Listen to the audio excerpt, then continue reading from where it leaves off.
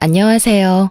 저는 이혼을 하고 난 후 사연 열차의 애청자가 되어 여러 사연들을 들으며 위로도 받고 때론 함께 화도 내며 시간을 보내고 있는 여자입니다. 오늘 제가 이렇게 사연을 보내게 된 이유는 다들 그러하듯 저의 기가 막혔던 이혼 사연을 나눠보고자 이렇게 사연을 쓰게 되었습니다. 그럼 시작해 볼게요.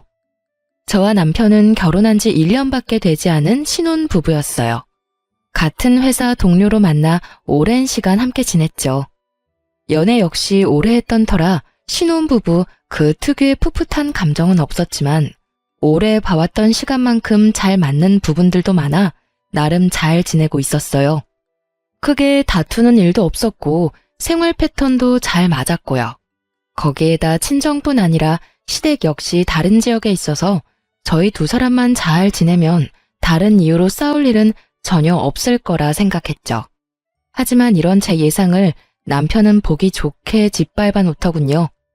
평화롭게 남편과 하루하루를 보내던 어느 날, 남편이 무언가 숨기고 있다는 느낌이 점점 강하게 들기 시작하더군요. 왜 남자들 그런 행동 있잖아요. 과하게 제 눈치를 살핀다는 느낌이 들며 어딘가 모르게 뚝딱거리는 멍청이처럼 행동하는 거요. 전 그런 남편을 지켜보다 답답해서 터놓고 물어보았죠. 여보, 무슨 일 있지? 아니, 아무 일 없는데 왜? 당신 요즘 수상해? 계속 내 눈치 살피고 행동도 어색하고. 하여튼 이상한 게 한두 가지가 아니라고. 그러지 말고 숨기고 있는 거 있으면 빨리 말해. 내가? 아닌데, 나 진짜 숨기고 그런 거 없어. 남편은 한사코 아니라며 손사래를 쳤지만 남편의 행동은 계속해서 더욱 수상해졌어요. 갑자기 전화를 화장실이나 제가 없는 곳에서 받는다거나 회사에선 점심을 함께 밥을 먹곤 했는데 이야기도 없이 점심시간에 사라져 한참 뒤에나 나타난다거나 등등 수상한 점이 한둘이 아니었어요. 남편의 그런 행동은 저와 인내심을 바닥치게 했고 결국 남편을 다시 추궁하기 시작했죠. 여보, 거짓말할 생각하지 말고 바른 대로 말해. 무슨 일이야? 무슨 일이길래 요즘 그렇게 수상하냐고. 제 말엔 짜증과 의심이 가득했고 남편은 더는 숨길 수 없다는 생각이 들었는지 머뭇거리더니 그간 무슨 일이 일어났는지 말하기 시작하더군요.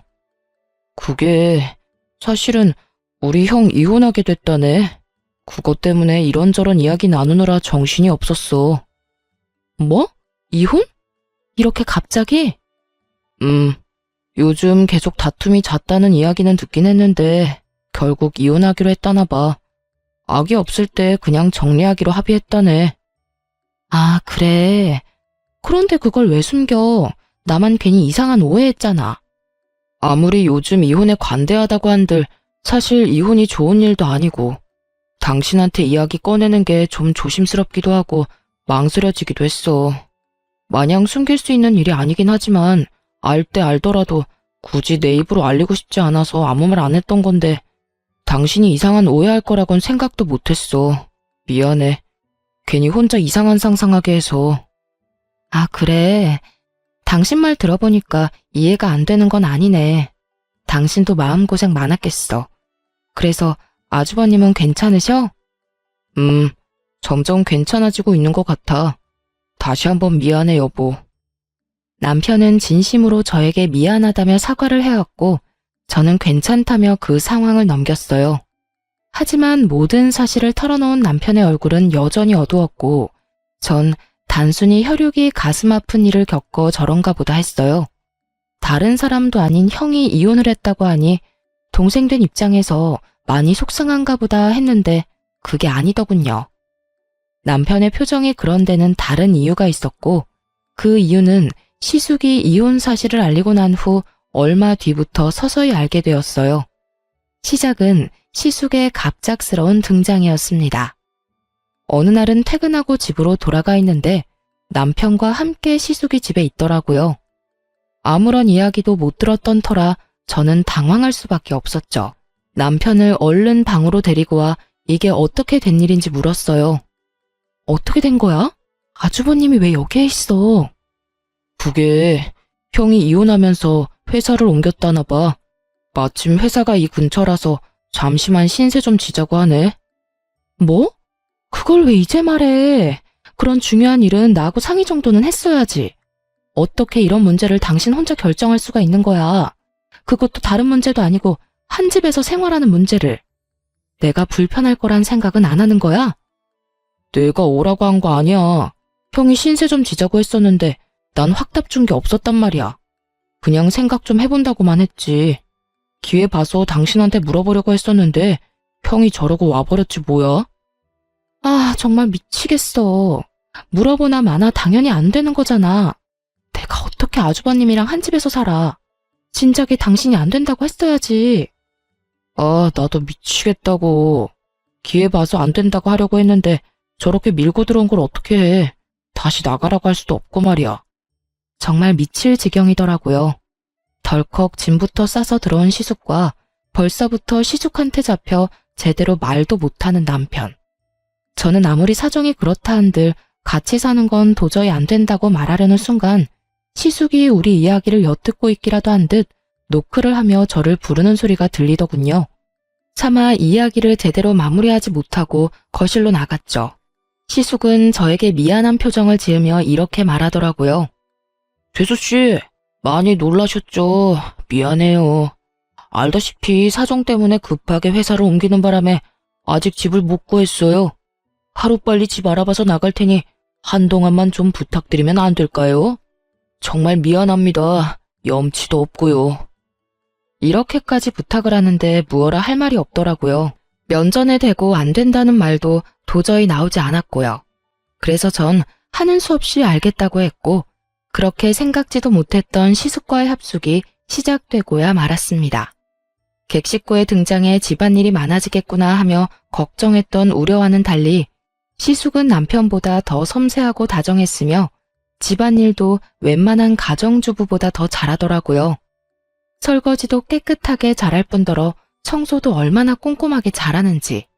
심지어 빨래도 색깔별로 척척 하는데 오죽했으면 이런 남자랑 살면서 형님은 싸울 일이 뭐가 있었을까 하는 생각마저 들 정도였으니까요. 하지만 시숙의 그런 행동과는 별개로 불편한 건 어쩔 수 없는 일이었고 제가 할 수 있는 일이라곤 남편을 닦다라는 일뿐이었죠.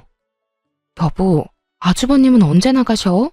금방 나갈 것처럼 말하더니 지금이 몇 달째야. 나 불편하단 말이야. 주말에 제대로 쉬지도 못하고 집에서 옷도 편하게 못 입고 다니고. 그게 슬쩍 말을 꺼내보긴 했는데 아직 마땅한 집이 없는 것 같더라고. 뭐? 입 한 국에 다 따져서 집을 구한다는 게 말이나 돼? 대충 작은 원룸이라도 얻어서 나갈 생각을 해야지. 그러지 말고 당신이 다시 한번 말 좀 해봐. 나 진짜 너무 불편해서 그래. 알겠어. 다시 한번 말해볼게. 대답은 알겠다고 한 남편은 여전히 시숙에게 별다른 말을 하지 못하는 듯 했고 저는 또 그런 남편을 닥달하는 지겨운 상황이 반복되고 있었어요. 중간에서 이러지도 저러지도 못하는 남편의 상황이 아예 이해가 되지 않는 것도 아니었지만 이해가 된다고 해서 시숙을 한평생 끼고 살 순 없는 노릇이었으니 제 입장에선 어쩔 수 없는 행동이었죠. 저의 닥달에 남편이 곤란해 보이긴 했지만 애초에 이런 상황을 만든 것이 남편의 우유부단함 때문이었으니 사실 미안한 감정조차도 들지 않더라고요. 그렇게 남편과 저는 점점 관계가 소원해지고 있었어요. 그러던 어느 날 시모에게 갑자기 연락이 왔더라고요. 아가, 집이야? 네, 어머님. 집에서 쉬고 있어요. 아주버님은 볼일 있으시다고 나가셨고요. 그래? 나 결혼식 있어서 잠시 올라왔는데 온 김에 잠시 들리마. 조금 있으면 도착해. 네, 어머님. 조심해서 오세요. 시모의 갑작스러운 방문이 반갑기는 처음이더군요.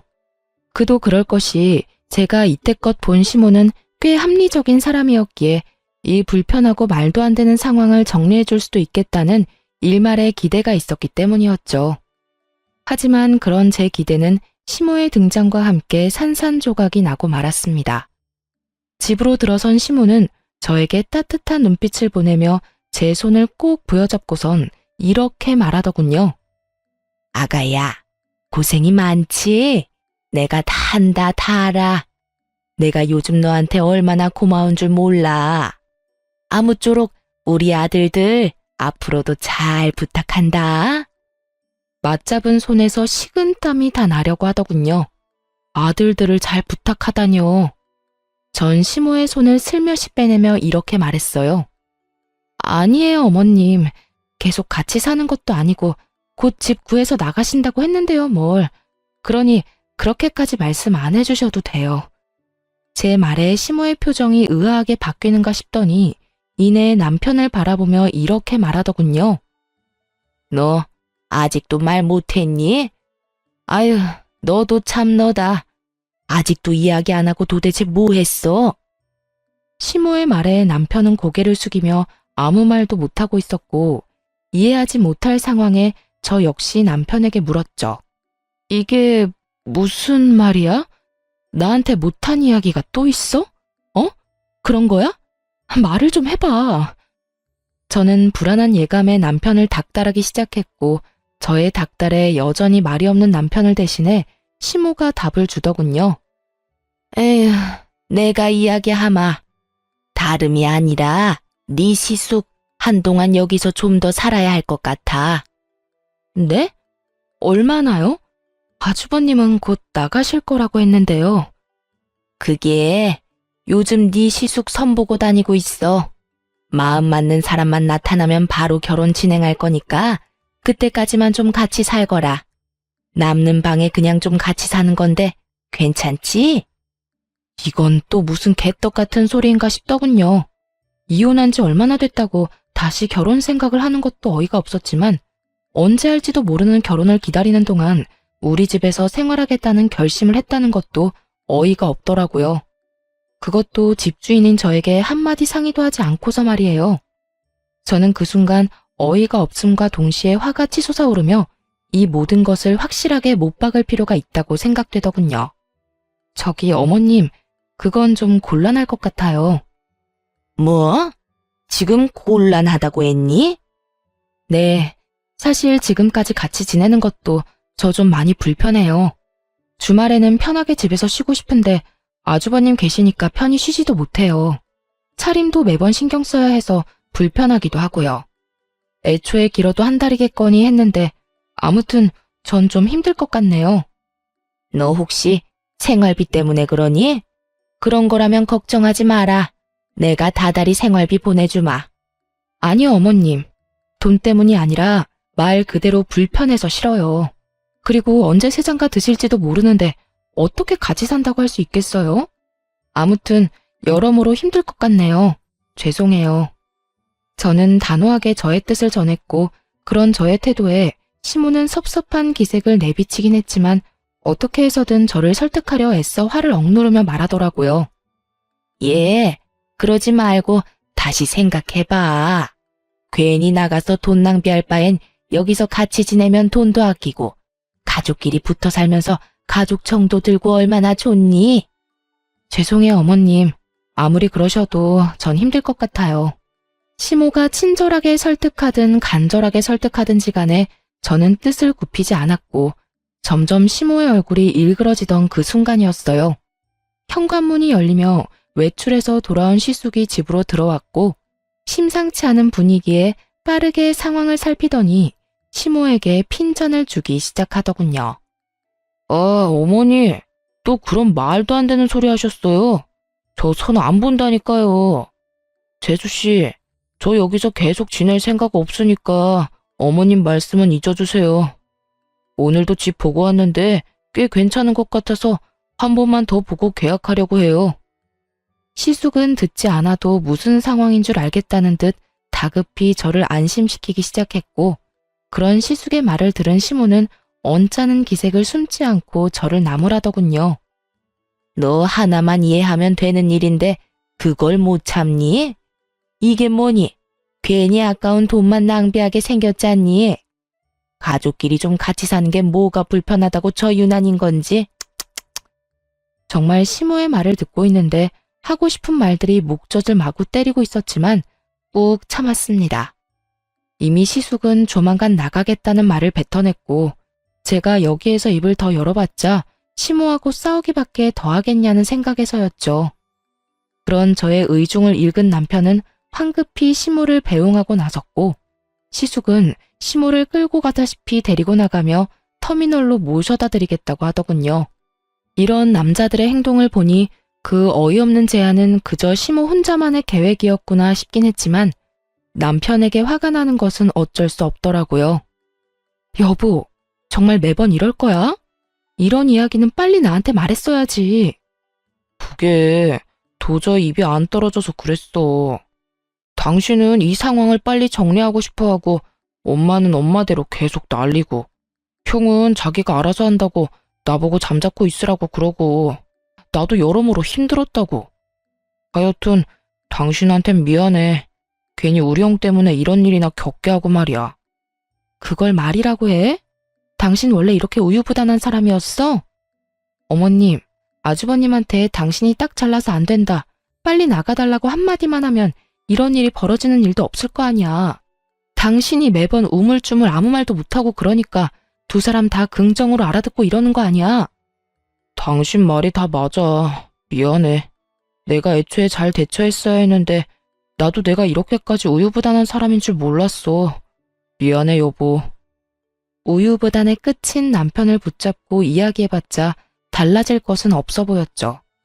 반성하는 남편의 모습과는 무관하게 매번 상황을 이렇게 만들고야 마는 남편의 모습에 실망과 함께 짜증이 깊숙이 올라오더라고요.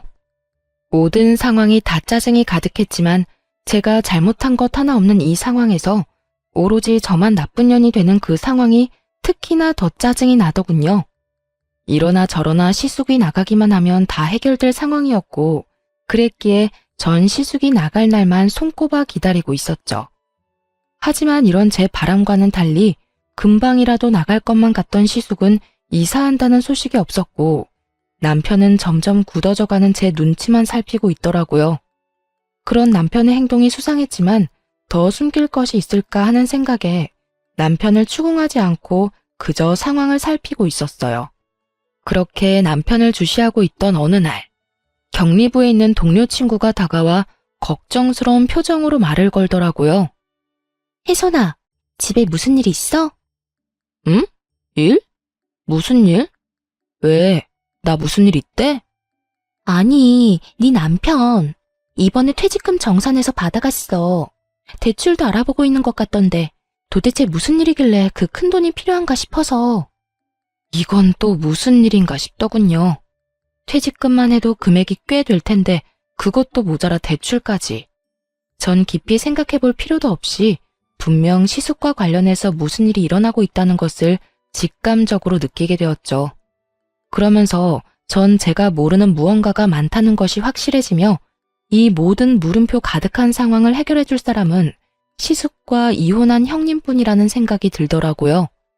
그래서 전 염치불구하고 이혼한 형님에게 전화를 걸었죠. 형님, 오랜만이죠. 갑자기 연락해서 죄송해요.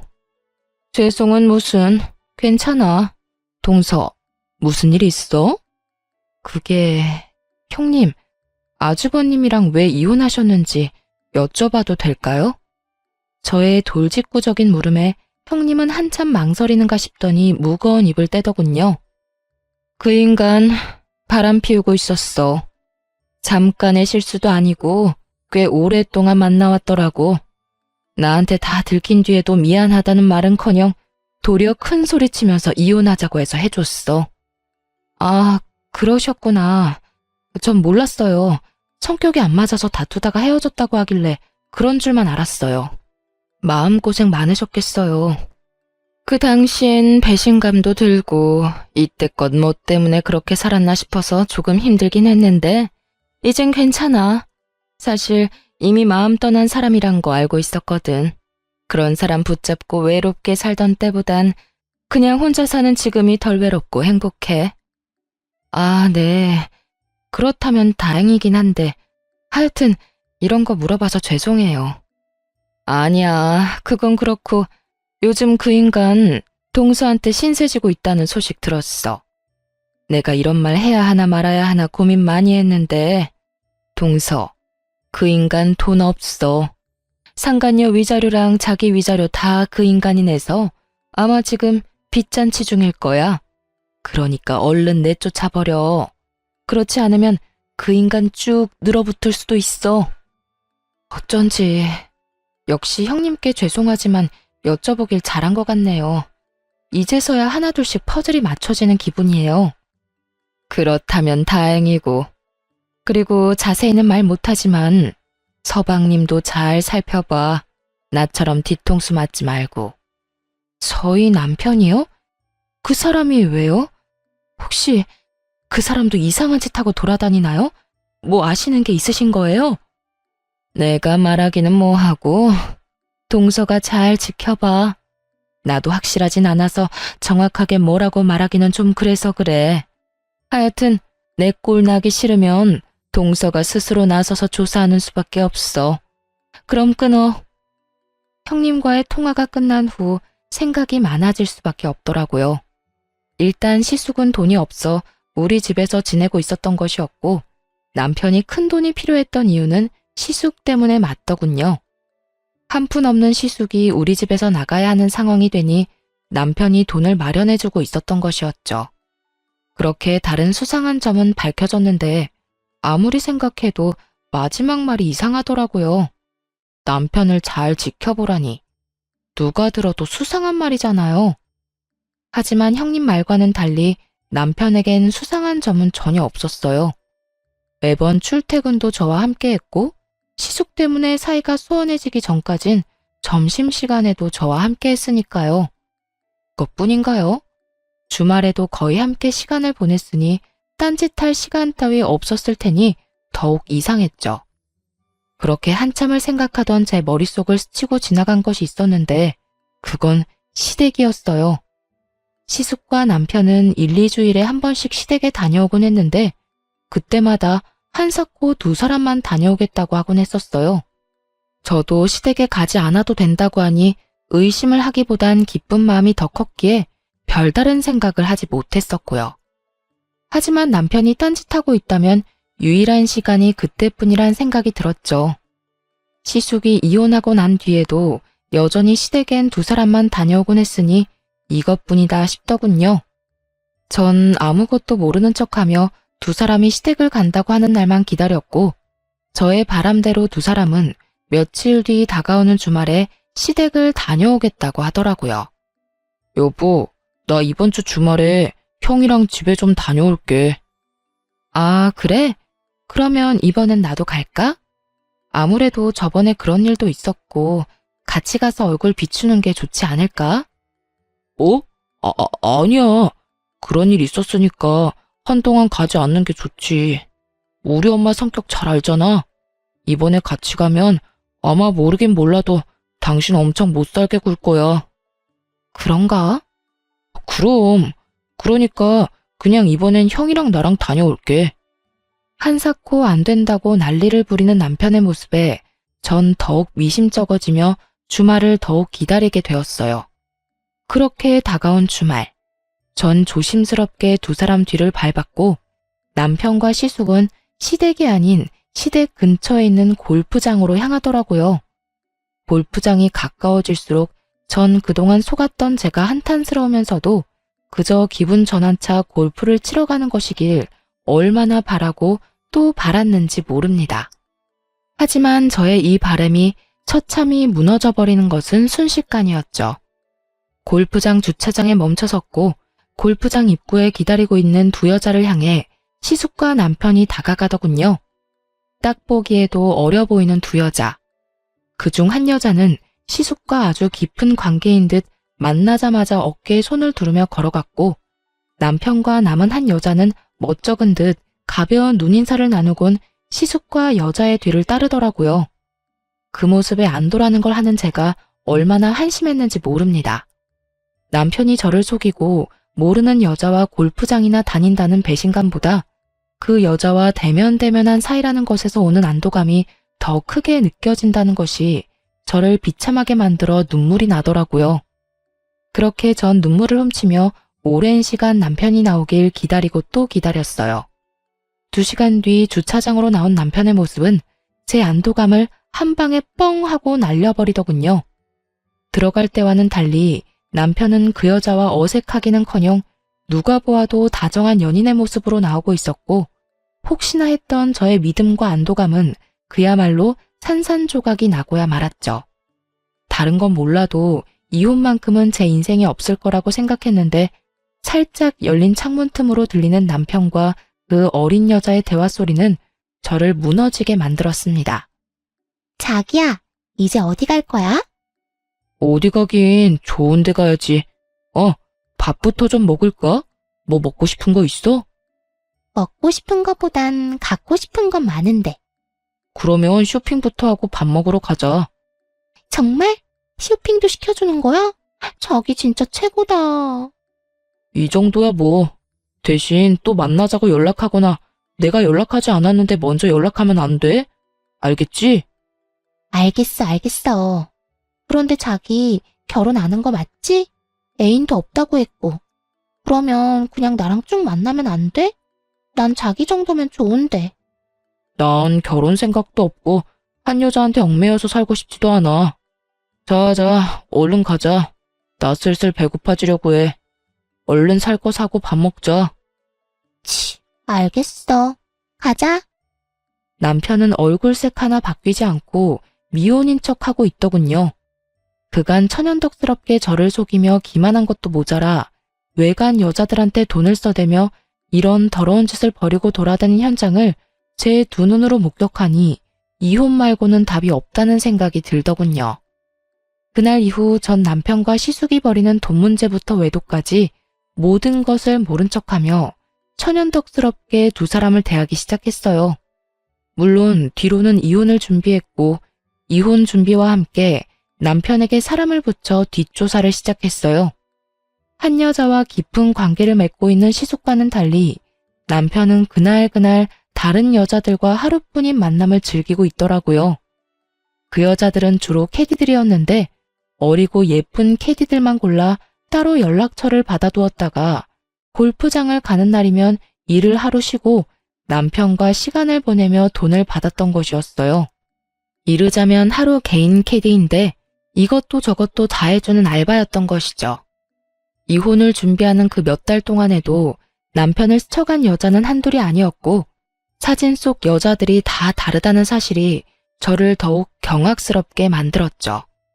한 여자에게 푹 빠져 헤어나오지 못하는 상황이 아니라는 것을 다행이라고 해야 할지 헷갈릴 지경이었으니까요.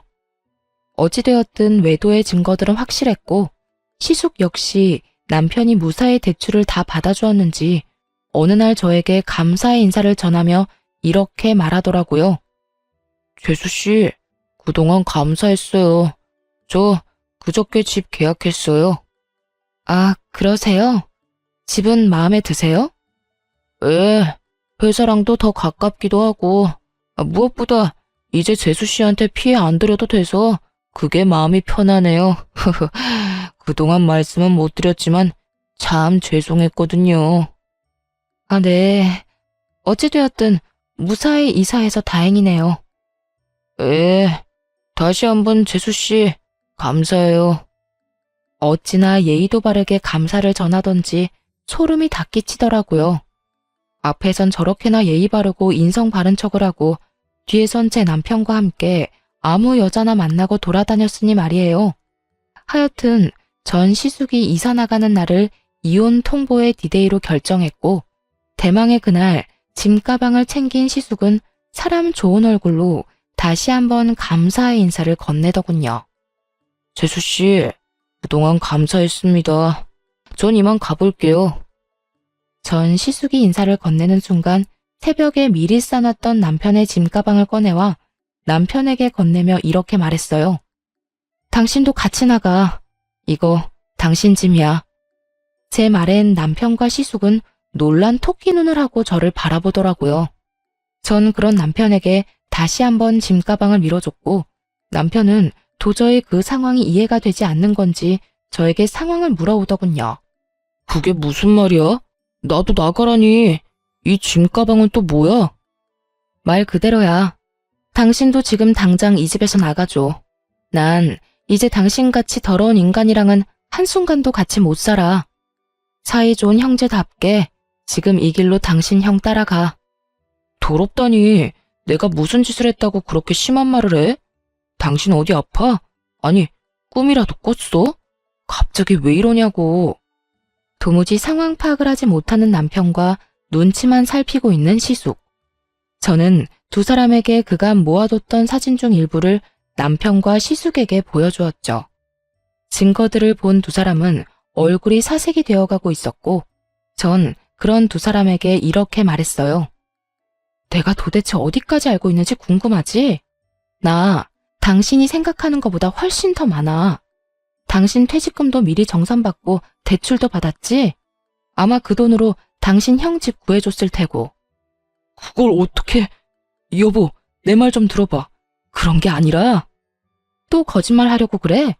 내가 무슨 바본 줄 알아? 아, 됐어.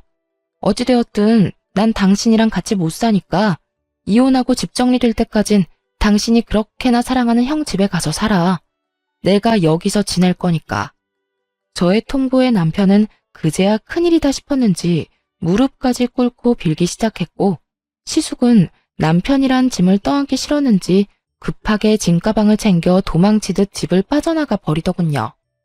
그런 시숙의 모습에 남편은 당황한 듯 잠깐 멈칫했지만 여전히 저의 바지가랑이를 붙잡고 애원하기 시작했어요. 여보, 제발 이러지 마. 나 한 번만 용서해줘. 나 당신 정말 많이 사랑하는 거 알잖아. 나 당신 말 잘 듣고 이제껏 잘했잖아.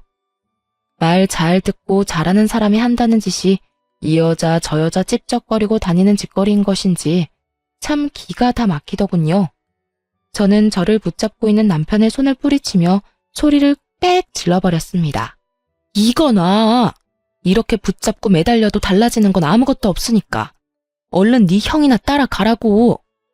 저의 단호한 태도에 남편은 저를 더욱 강하게 붙잡으며 말도 안 되는 말을 짓거리기 시작하더군요. 여보, 나 한 사람이랑 깊게 만난 적도 없고 그건 그래, 실수. 한 번의 실수라고 하는 거야. 그랬겠지. 한 여자한테 얽매이는 삶은 살고 싶지 않았을 테니까. 참 대단하다. 바람 피운 것도 어이없는데 뭐? 결혼도 한 적이 없어? 여자친구도 없어? 어떻게 그렇게 얼굴색 하나 안 변하고 천연덕스럽게 거짓말을 해? 당신 진짜 모습이 뭐야? 도대체 어떤 게 당신 진짜 모습이냐고. 당신이 나한테 얼마나 많이 실망했는지 나 다 알아. 그런데 여보, 나 믿어줘. 나 진짜 딱 한 번만 만나고 끝이었어. 2번 만난 여자는 단 한 번도 없었어. 그냥 그저 조금 즐긴 것뿐이지 감정을 준다거나 한 적은 절대로 없었어. 내가 사랑하는 사람은 당신 한 사람뿐이고 나한테 여자는 당신뿐이야. 정말 이것만은 맹세할 수 있어. 이 무슨 궤변인지 모르겠더군요. 하루뿐이면 바람이 아닌 것이 되나요? 한 번뿐이면 잘못이 아닌 일이 되는 건가요? 전 끝까지 정신 차리지 못하는 남편에게 확인 사살을 시켜줬어요. 야, 한 번이든 하루든 외도는 외도고 바람은 바람이야. 그리고 네가 나 몰래 그 큰 돈을 대출까지 받아서 네 형 준 것만 해도 이혼 사유는 차고도 넘치는 거 몰라? 그 돈 때문에 이러는 거면 걱정하지 마. 그 돈 형이 형편 되는 대로 다 갚아준다고 했어. 당신이 이번 한 번만 덮고 지나가주면 내가 어떻게 해서든 돈도 다 받아오고 당신한테 지금보다 더 잘할게. 그리고 꼭 당신이 하라는 대로, 당신이 원하는 대로 하면서 살게. 돈? 걱정? 내가 미쳤니? 네 명의로 네가 대출받아서 네 형 준 건데 내가 왜 그런 걱정을 해? 당신 같은 인간 용서할 생각 추호도 없고 이혼은 무슨 일이 있어도 할 거니까 너는 네 살 길이나 걱정하라고. 제 말에 남편은 닭똥 같은 눈물을 흘리며 제 발밑에 엎드려 애원을 하기 시작하더군요. 여보, 제발 이러지 마. 나 당신 없으면 안 되는 거 알잖아. 나 당신 없으면 못 살아. 난 네가 없어야 잘 사니까 당장 이 집에서 좀 꺼져. 나도 당신 같은 인간 쓰레기 없는 곳에서 깨끗한 공기로 숨 좀 제대로 쉬면서 살자. 내 말 안 들려? 당장 나가라고. 남편은 저의 폭언과 고함에도 아랑곳하지 않고 매달렸고 전 그런 남편을 안간 힘을 다해 뿌리치곤 집 밖으로 쫓아내버렸어요. 지난 몇 달간 묵은 채증이 확 다 내려가는 기분이더군요. 제가 그날까지 참고 또 참은 이유는 따로 있었어요. 제가 알아본 바론 시숙은 남편이 대출까지 받은 돈을 빌려 얻은 집에서 골프장에서 봤던 그 여자와 새 출발을 꿈꾸고 있었거든요. 심지어 남편은 있는 돈 없는 돈을 다 시숙을 줘버렸던 터라 본인은 따로 집을 얻을 능력조차 되지 않는 처지였죠. 이런 상황을 위해 전 남편이 대출까지 받는다는 사실을 다 알면서도 다 모른 척하고 있었던 겁니다. 이런 상황에서 쫓겨난 남편이 갈 곳이라곤 시숙의 집뿐일 테고 제가 알아본 시숙의 성격상 짐이 될 것이 뻔한 남편을 받아줄 리 없으니 의 좋은 두 형제의 사이가 멀어지는 것은 시간 문제니까요. 시숙에게 있는 대로 실망한 남편이 향후 어떤 행보를 걷게 될지 알 수는 없지만 그게 어떠한 선택이든 파국은 분명해 보였기에 여러모로 남편 놈의 앞날을 위해 이혼을 통보하기엔 딱 좋은 날이었습니다. 그렇게 진행된 이혼은 순탄하지 않았어요. 믿을 구석이라곤 저밖에 없는 남편 놈은 끝까지 갖은 수를 쓰며 이혼만은 막아보려고 애를 써댔지만 결국 소송에서 이혼을 판결받게 되었습니다. 전 남편은 물론이고 시숙에게 역시 위자료를 청구했고 조금의 위자료를 받을 수 있었어요. 저의 예상대로 전 시숙은 전 남편을 받아줄 리 없었고 전 남편은 자신의 돈으로 마련한 집에는 들어가 보지도 못하고 어디서 지내는 것인지 소송하는 내내 꼴이 말이 아니더군요. 꼴이 그게 뭐야? 왜? 그렇게 사랑하는 형이 안 받아줘? 말도 마. 집 앞에 아무리 찾아가도 문도 안 열어주더라. 요즘 찜질방에서 먹고 자고 해. 나 불쌍하지 않아? 그러니까 지금이라도 나 좀 받아주면 안 될까? 불쌍? 웃기고 있네. 정신 좀 차려. 이렇듯 전 남편은 거지꼴이 되어가고 있는데도 불구하고 전 시숙은 전 남편에게 돈을 조금도 갚지 않는 것은 물론 전 남편을 피하고 있더라고요. 전 남편은 저와 소송을 하면서 자신의 형에게 소송을 준비하고 있는 듯 했어요. 외도까지 서로 도와주며 큰돈까지 아까워하지 않고 턱턱 빌려주던 의 좋은 형제의 결말은 그야말로 파국과도 같았죠. 모든 것이 저의 뜻보다 더 통쾌한 방향으로 흘러가고 있더군요. 결국 이혼이 마무리될 때쯤엔 두 사람이 언성까지 높이며 멱살 잡고 싸우는 모습을 볼 수 있었어요. 야, 이 자식아, 이게 다 너 때문이잖아. 누가 돈 안 준대? 그까짓 돈 다 갚는다고 했잖아. 그까짓 돈? 그 돈이 얼마인데 그까짓이래. 그리고 이때껏 단돈 10,000원도 준 적 없으면서 맨날 갚는다는 말만 하고 지금처럼 큰 소리 치고 싶으면 적어도 조금이라도 갚고서 큰 소리를 쳐. 아무리 그렇다고 해서 남의 집에서 찾아와서 그렇게까지 난동을 피우면 어떻게 해? 너 때문에 그 여자 도망갔잖아. 남의 집? 참, 진짜 웃기네. 그게 왜 형 집이야? 그 집 엄연히 내 집 아니야? 그 집 마련할 때 나한테 돈 빌려서 마련한 거 다 잊었어? 그리고 그 여자가 도망간 게 왜 내 탓이야? 형이 모은 돈은커녕 빚밖에 없으니까 그 여자가 도망갔지. 입은 삐뚤어졌어도 말은 바로 해. 이 모든 건 내 탓이 아니라 형이 빚쟁이라서 일어난 일이라고. 뭐? 빚쟁이? 너 이 자식 말 다 했어? 못했다 이 빚쟁이야. 내 돈 당장 갚아. 다 갚으라고. 말만 돈 갚는다고 하고 내 연락은 다 피하고.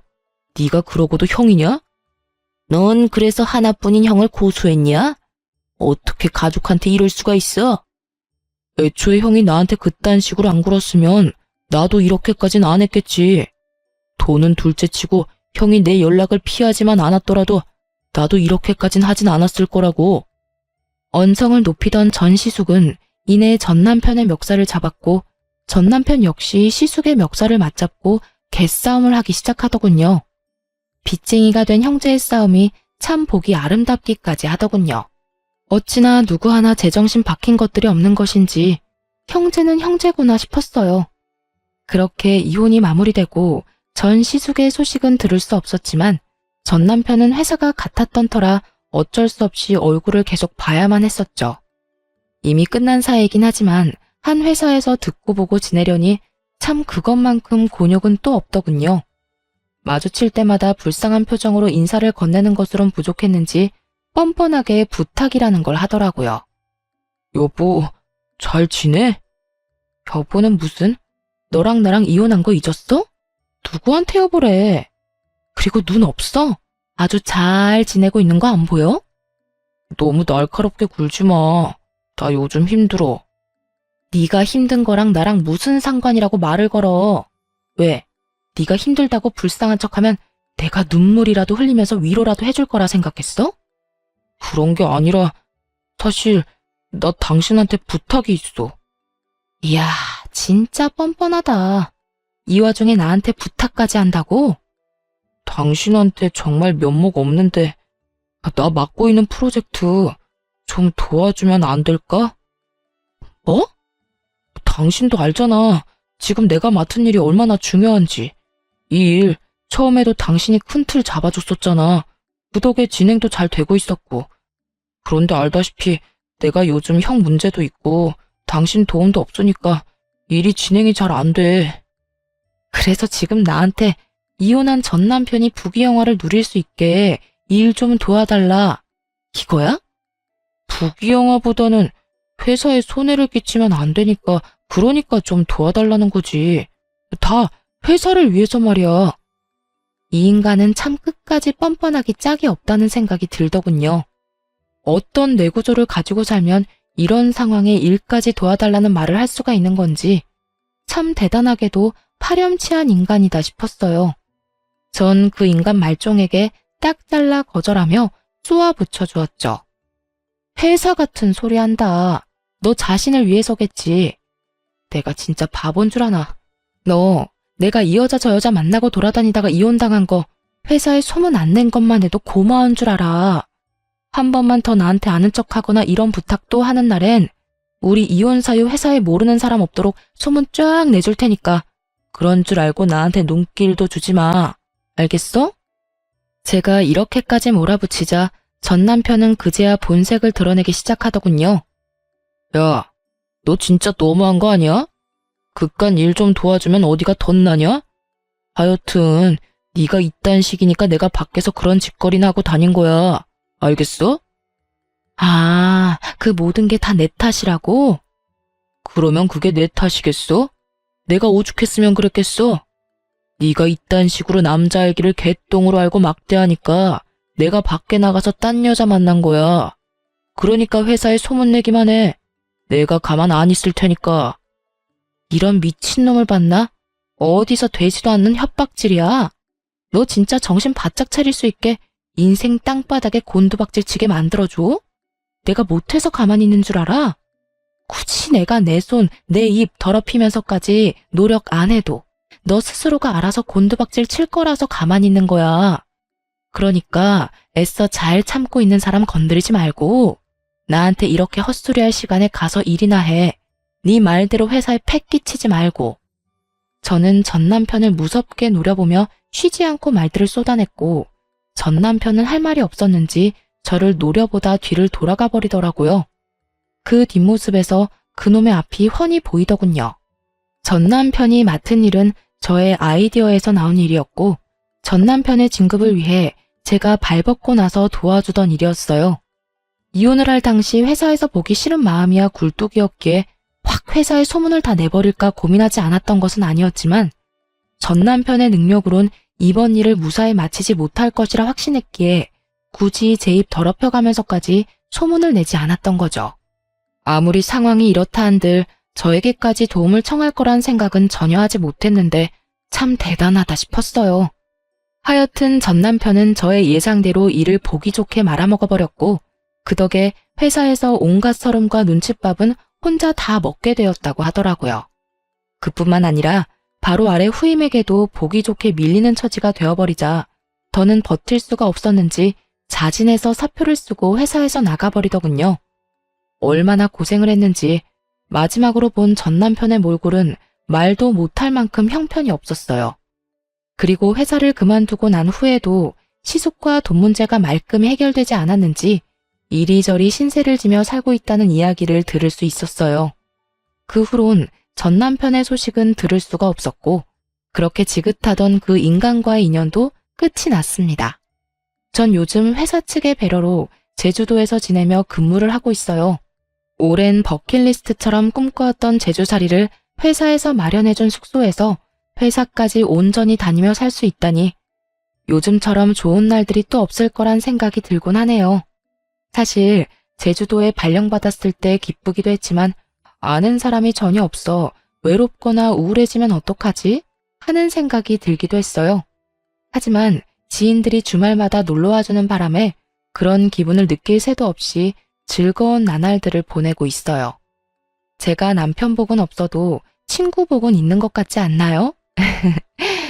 하여튼 요즘은요, 마음이 편하고 하루하루 지내는 삶도 즐거우니 일의 능률도 더 오르는 것 같고 삶의 질이 많이 향상된 기분입니다. 가끔 친구들이 오지 않는 주말엔 이리저리 산책로를 찾아다니는 것도 큰 힐링이 되고 있어요. 언젠가 다시 서울지사로 돌아가기 전까지 부지런히 좋은 곳을 다니며 지금까지 남은 상처받은 마음을 잘 치유해 보려고요. 이로써 저의 긴 사연은 끝이 났습니다. 어떠셨나요? 많이 답답하셨을까요? 처음에 전 남편의 본 모습을 알게 되었을 땐 처음 겪어보는 슬픔과 절망에 시달렸던 것 같아요. 특히나 이혼이라곤 생각지도 못했던 터라 더욱 충격이 크기도 했죠. 하긴 누가 행복해지려고 하는 결혼에서 이혼을 상상이나 했겠어요. 어쨌든 그랬던 제가 이혼을 하게 되고 처음엔 막막했던 것도 사실입니다. 하지만 지금은 그 누구보다 행복하고 제 삶에 만족하면서 살고 있어요. 앞으로도 행복 가득한 제 삶을 위해 다들 응원해 주실 거죠? 그럼 감사한 마음으로 저는 물러가 보겠습니다. 저의 긴 사연 들어주셔서 감사합니다. 행복하세요.